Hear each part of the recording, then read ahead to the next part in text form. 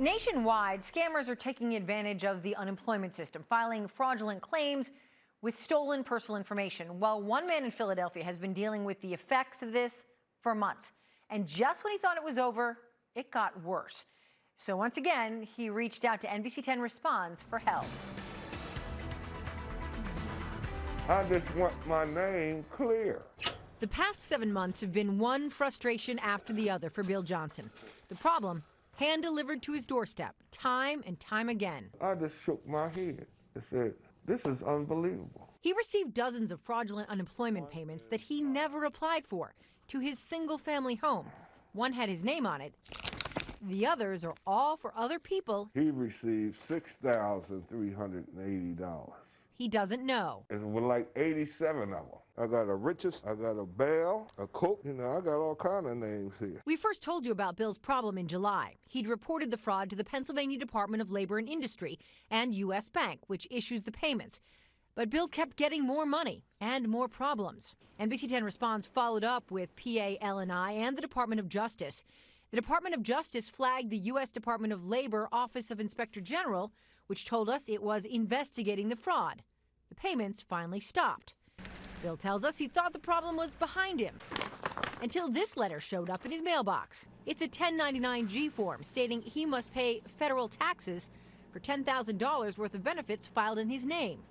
He is adamant he never collected those benefits. Why are you doing this to me? Who has my Social Security number?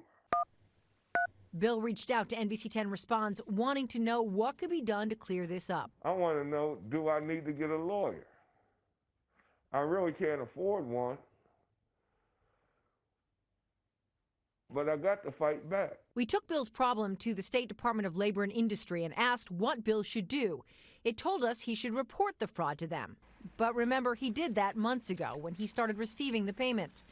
The department went on to say L&I will flag these claims for investigation and notify the IRS if an adjustment is needed.